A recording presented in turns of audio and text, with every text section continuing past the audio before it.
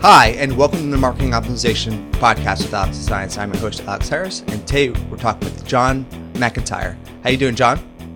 Doing fantastic, man. How are you? Awesome.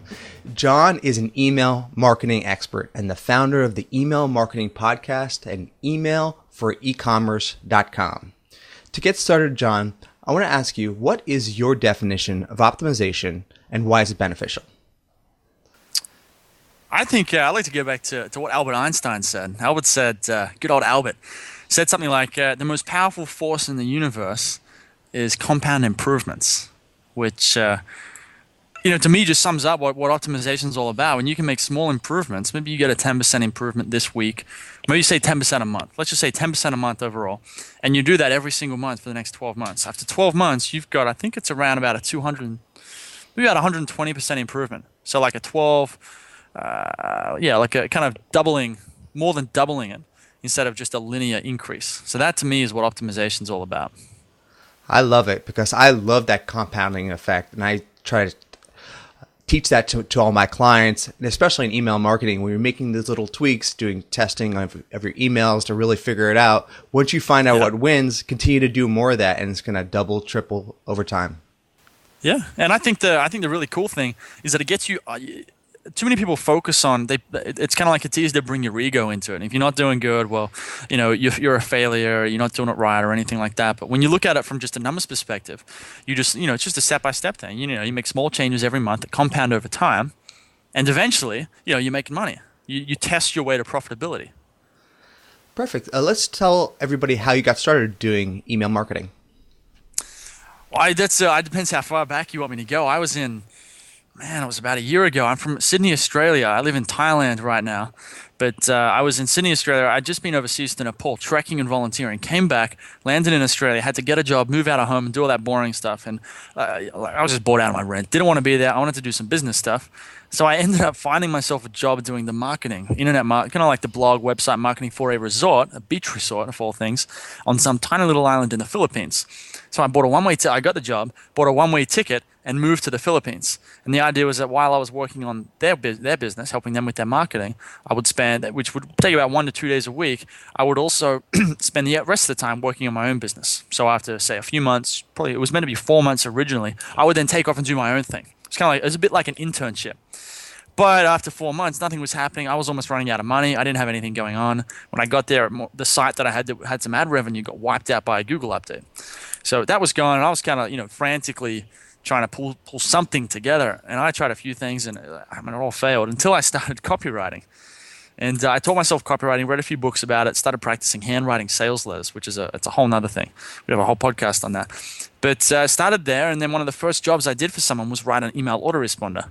And that was how it all started. I didn't set out going, I'm going to do email marketing. I'm going to be that email guy. I had no idea. I just, I kind of just, I guess, picked my way forward, scraped my way forward. And I kind of fell into this email marketing role. The first job I did was for email marketing. And then I went on his podcast, similar to this, and we had a podcast about email marketing, what I did for him, and we laid out an action plan. And then people started coming from his podcast, in his audience, they started coming to me for email marketing advice in autoresponders. They wanted me to write their autoresponders. And it just grew from there. And then as I got better at positioning and labeling labeling myself and creating the whole frame around me, I've kind of built up, it's kind of like that mythology that you see in any kind of brand. That is that, I am the autoresponder guy, or I'm this email marketing guy. So it was all an accident. That's the funny thing. But that was how I ended up to, where I am now with the podcast, with a product, with a website all about email marketing. And that's how I got there. Well, I could definitely identify with that because my e-commerce clients, their biggest days of sales are definitely the days that they drop their email newsletters. So I have a lot of experience with email marketing. We do a lot of split testing. And I want to talk about that action plan that you talked about, either through autoresponders or regular email marketing through e-commerce. Do you have a framework do you follow when you go through the email marketing process? Yeah, it depends, absolutely. Like it depends what I'm working with. But let's talk about the e-commerce store stuff. What I actually put together, I don't know if I can find a link for it. I usually follow a 6-step checklist. That's it's basically 6 different things that I would do step by step for an e-commerce store. It's all about the email marketing stuff. So we can go through that. All right, let me see if I can bring it up. I've got a few notes in front of me, but I don't have the checklist. It'll take me 2 seconds. Let's see. So the first thing, I know what that is, so we can start there. The first thing is here we go. The first thing is set up a pop-up. So that's kind of like, first of all, you got to get people onto your list. So it's like you can do that with the pop-up. You can do that with something in the header, something like that. So do you want me to just go through the checklist right now, and then we like go through it like a real quick, and then we could dive in and go deeper if you want to do that. Cool. All right. So actually, no, so the order's different. Step one is do the abandonment sequence. So set up a sequence where you've got, I'd say, usually 3 emails tends to work best. Where you all know, if anyone's got an e-commerce store, they generally know what a cart abandonment sequence is. So step one is do that. Step two is set up a pop-up on the front end, so that when people, come to the site, that if they leave before they buy anything, you've got a way to keep in contact with them. Pop-up's a great way to do it. It is a little bit interruptive, but it interrupts them, which is why it works as well. But that would be step two. Step three is write a pre-purchase content sequence. So this is an idea that someone's come to your site, they're interested, otherwise they wouldn't have been on your site in the first place, but they haven't bought anything yet. That could be for a number of reasons. They don't trust you, they're not ready to buy yet. So what you want to do is you want to stay top of mind and and also build up that trust. So that's what you do with a pre-purchase content sequence. Step four would be create some sort of customer survey and try and get some data on what they're into. You would want to create, number 5 would be create a remail holiday calendar. Now this is one thing I really like, is when you have a sale, if you can have a reason for the sale, it always works better. So you go through and you look up, all the holidays for every month, and you pick, 1 or 2 of those holidays for every month, and then every month on those holidays you send out, a sale. You create some sort of, you create all sorts of stuff. You have a bonus thing, you have a package sale, you have discounts. There's all sorts of ways to do it. Then you've got number 6 is optimize the shipping and order confirmations. So you could. This is basically when people have bought from you, they're very likely to buy again. So you can start, they're going to get these shipping and order confirmations. This as well if you've been doing this email marketing for e-commerce people, is that these emails get really, really high open rates. They're called transactional emails. So, someone gets an email about, your order's been shipped. They get a thing saying, your order's confirmed. Here are the details. You can put links in these emails to other products. Ideally, they're customized recommendations based on what they bought, but that's sort of advanced and expensive. So what you want to do to get started at least is just pick the most popular, the top 3, top 4 most popular products in the store and put them in those emails. So that's your 6 steps, and then the bonus. And this is just ongoing stuff. Is I would ongoing split testing, which is that's just those compound improvements, and then post-purchase. So this is where you just want to keep the list warm. Depends on what niche you're in, right? Some people, if you're selling lawnmowers, people maybe buy one lawnmower every 10 years. I don't know what it is. Some things are going to buy more often, but then you'd want a post-purchase. So it's called a post-purchase content sequence, which could be just you sending out a newsletter every week with useful, interesting, entertaining stuff. You stay top of mind, and when people are ready to buy again, they come to you. Well, those are definitely some 6 steps, and there's so much detail in pretty much each one of those. What I really love is the seasonality, the holidays, because let's say, we just passed Valentine's Day. If Valentine's Day is coming up and you sell stuff that's kind of related, not even related to necessarily Valentine's Day, you can literally start at New Year's and have an upcoming Valentine's Day sale. And the closer it actually gets to Valentine's Day, the offer actually gets more aggressive. So you create this scarcity aspect of it, and like your prices are raising. Or if you have a SaaS model, if you have an e-commerce model, then you're getting free shipping, and it's getting more aggressive as you get closer. What type of software do you use when you're sending out your emails? I know a lot of our audience uses MailChimp, Aweber, Infusionsoft. What type of software are you using for your autoresponders and email marketing campaigns?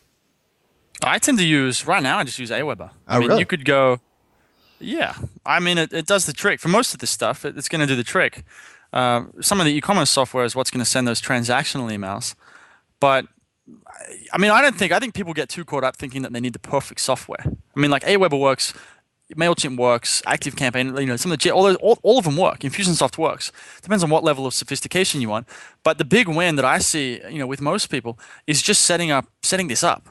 Like once they've set it up and it's running and they've got emails loaded up, that's when it's time to optimize it and look at, well, could you have some more sophisticated software where you can get some more split testing going and really track things down to the email?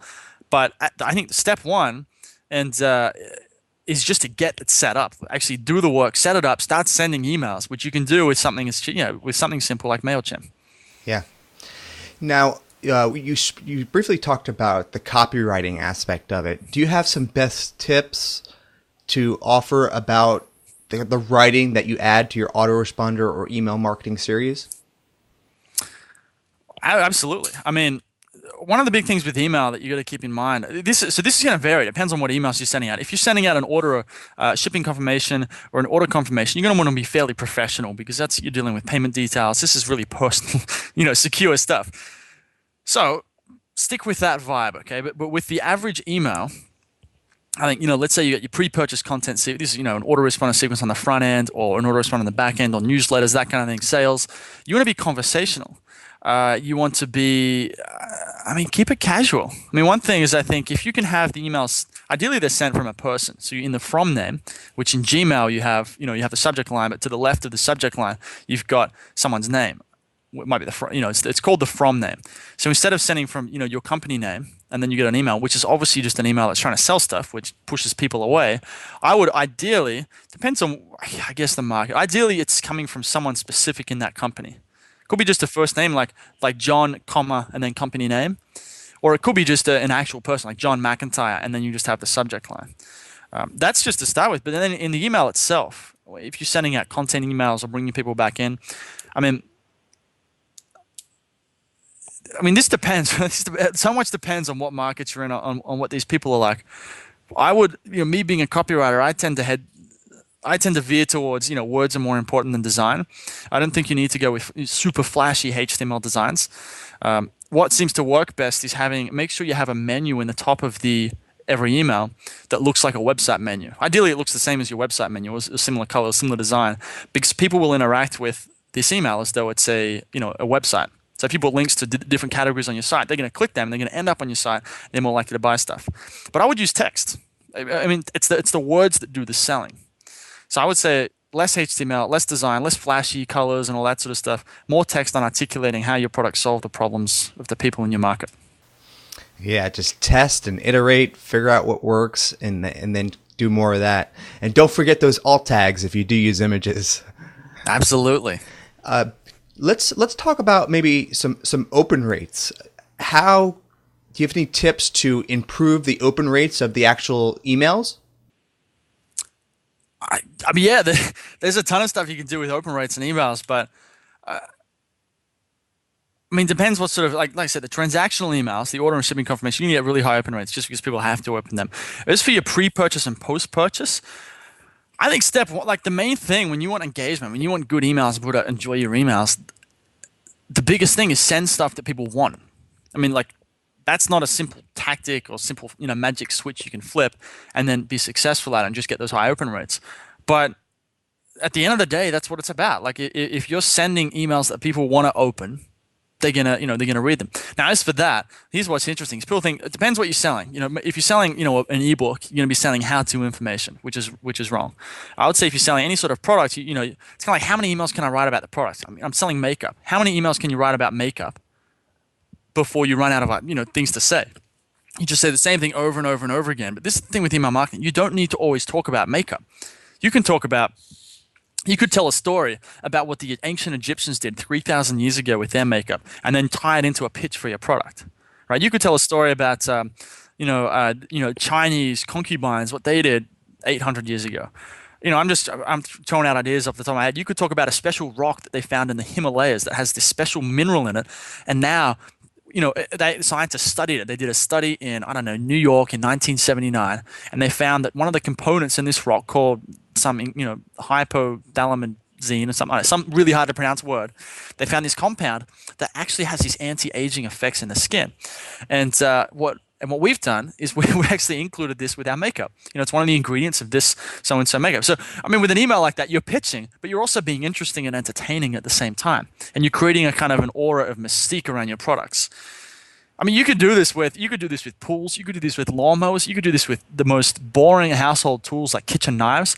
And, all else being equal, people will rather buy your products. Let's say they're on two stores list and you're sending them crazy, weird emails with stories about, I don't know, this special metal that they found in the Greek highlands that your kitchen knives are made out of because you're an e-commerce store. Like this is the interesting stuff. So that's the sort of stuff that gets you open rates and that gets you purchases as well. But I'll add a caveat there that open rates aren't that important. That you could have a low open rate but a high sale rate. That you could do things which are going to take your open rate up, but you'll actually make less sales. So open rates tend to be a bit of a vanity metric in that they can go up, but your sales can go down. It's not always the case, but it's I guess treat them with a bit of caution. They're an indicator of interest, but they're not the be all and end all. At the end of the day, the main metric that you should focus on is sales. It's always sales. Yeah, you brought up some good points there. The open rates definitely can be a vanity metric, but if you are consistently sending on a frequency, you should be able to figure out the trend of your open rates. And if the consistency is probably the most important thing, because if you're just randomly sending emails once in a while, your open rates are probably not going to be that great because people are just bombarded by your email out of the blue and they're not sure. I have seen that personalizing the email as much as you possibly can really dramatically improve your open rates. Like in the subject line, adding the first name or making it feel like it's something that's kind of relative to what they're interested is at that very particular point. Putting like, Alex, here's your deal, or making it kind of short and relative to that individual person. Do you do that stuff with Aweber as well? Yeah. I've the whole personalization thing. I think to me, the jury's out. I've never seen a good study that, said that it was good either way. That you should always have it or you shouldn't. I think so many people do it these days that it's probably lost a lot of its effectiveness because it's so easy to do online. If you collect someone's name, well then, of course, people see through it. And like, let's say if I'm emailing a buddy, I don't generally say, like, let's say my cousin's name is Jack. I'm not going to send him an email saying, hey, like, unless I want to be formal. I'm not going to say, hey, Jack, what's up, man? I'm just going to say, what's up, man? So this is like, it's kind of like you create this frame. Companies will say, hey, Jack, hey, Jill, hey, Bob. But if you're just mailing a friend, which is the way I think email marketing should be used and the way it seems to work best is when you treat it like a communication meeting between two friends. So you don't actually have to say, hey, Bob, what's up? You can, but I think it's kind of cheesy. But I think what you also said there was really key is that relevance is everything. That if you could present, like let's say this, if you could present a perfectly relevant offer to someone, they would buy it every single time. So like in an ideal world, you would have a custom sales funnel for every single prospect in your market, catered entirely to his specific needs, his specific limiting beliefs about the product, everything. So that will never happen though. That's way too much investment. It just doesn't make any sense at all. And it'll take way too long to gather all that data. So what we do is we try and create sales funnels or conversion strategies that work for the bulk of people. But that's just to emphasize that, relevance is everything. That if you can the more relevant you can make your emails in terms of, if you're selling, big, meat cleaver kitchen knives and these small little steak knives, if you can figure out who on that list is actually interested in big meat cleaver knives versus who is interested in just small, I'm going to chop up my steak and eat dinner knife. If you can segment that, then when you have an offer to send, like we've got a special line of big meat cleaver knives, and you can just send it out to the meat cleaver people, you get a better response. You'll get a better response from the meat cleaver bill, and the non-meat cleaver bill, the steak knife people, they won't get annoyed at you because you didn't hit them with an offer that they didn't care about. Ginsu knives for everybody. That's it. Let's talk about the Autoresponder series. I mentioned the consistency. Have you figured out the right amount of emails to send in an autoresponder and the consistency between weeks that you send those? Have you tested a lot of that stuff? Well, yeah. I mean, my autoresponder from my site is a daily email autoresponder for 70 days. 70? 2.5 months. Yes. Wow. And in an ideal world, I mean, that would be at least a year. Like if I had the time or, if I was willing to sit down and write all these emails, which right now, I don't have the time, it would be at least a year long. Now, I mean, that's not ideal for every business. It depends what you're doing. If we're talking about e-commerce stores, daily is definitely not the right. I mean, it depends on the purchase cycle. If I'm buying a lawnmower, I'm going to buy one. Like I said, I'm going to buy one of those every couple of years max. So I don't want to have daily emails about lawnmowers. Generally not. But maybe a weekly email might be all right. Some sort of entertaining email about, lawnmower. People who might buy a lawnmower, they're probably interested in gardening tools and making their garden look awesome. And there's all sorts of stuff you could talk to them about, all sorts of cool stories you could tell and entertaining stuff you could share. But I mean, the true answer here is it just depends. It depends on what you're comfortable with. It depends on what the product, the market is, how fast people are, are you selling a consumable? If you're selling food, you could probably email people every single day and you'll be all right. If you're a service provider like a conversion consultant or something like that, I think you could absolutely have a daily email autoresponder. Like, I mean, that's essentially what I do. I started as a copywriter and then became kind of like an email marketing consultant kind of guy. Now I'm more of, I don't know what I am now, a coach or a podcast. I have a bunch of stuff I do now, but the daily email stuff works for me. I can send out an email and say I've got one spot left for my 10 email autoresponder package this month. Reply to this email if you're interested. I did that today and I got 2 replies. 2 people want to sign up and they want a 10 email autoresponder sequence. So this can work for. I mean, this works for e-commerce stores. This works for service providers. This works for everyone. It's just about email marketing is the way you got to think about it. It's just about extending that relationship. When you have that marketing channel, you've got the prospect over here, the product over here, and what you want to do with marketing is build a bridge from where the prospect is to where the product is, so they can kind of like waltz across that bridge, walk across that bridge to go from where they are now, which is where they don't want to be, to where they want to be, which is over here with the result that your product gives them. Now, a website is kind of like just one step on that path. If that's all they have, maybe they're going to fall through the gap in the bridge and fall down and never come back because, they go to the website and they leave. So what the autoresponder does, it's just part of that whole process. It allows you to stay in contact, build that relationship, maintain that rapport, so eventually they buy. Filling the gaps in the funnel, avoiding the leaks. That's it, man. Yeah. That's it, man. Plugging those holes. Absolutely. Now, we talked about e-commerce. We talked about autoresponders. Do you have any further ideas that people who do email marketing in general for them to try, test, or really further improve their conversions from email marketing? Number one, I would send more emails. Most people don't send any emails at all, which is a problem. Most people are lucky to send 1 email a month. Most, the people I speak to, some of these guys, I've spoken to email marketers with huge lists. I'm talking tens of thousands of people, paying customers who've paid them for something, and they email them once or twice a year.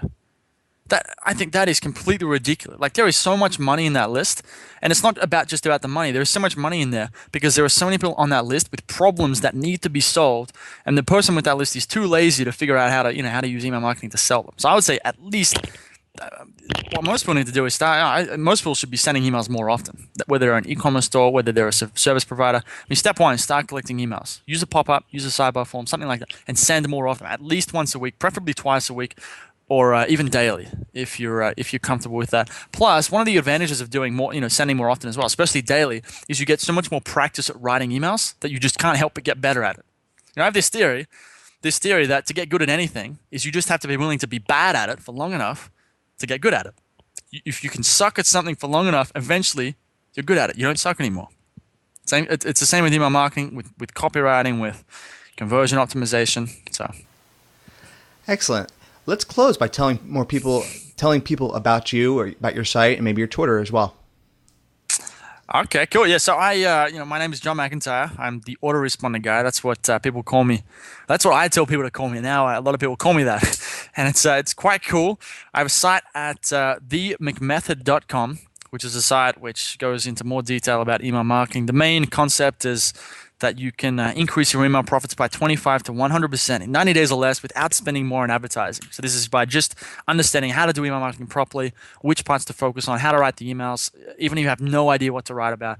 There's all sorts of stuff. If you're an e-commerce owner, I would check out emailforecommerce.com, which is where you can sign up, and I will send you. It's a 10 email crash course basically on the 6-step checklist for e-commerce store owners that I mentioned earlier. So that goes into more detail about how to actually set up that cart abandonment sequence, what emails you should be sending, all that sort of stuff.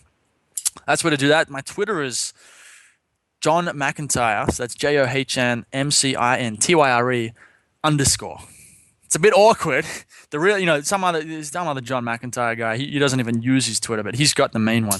So I had to add a little trailing underscore to mine. That's my Twitter. So anyone, or you can send me an email, john@themcmethod.com, if you want to get in touch about email marketing. That's my thing. Perfect. Thank you, John. It's good to be on the show. Thank you for watching the Marketing Optimization Podcast with Alex Designs. Please remember to subscribe to all of the videos in my YouTube channel.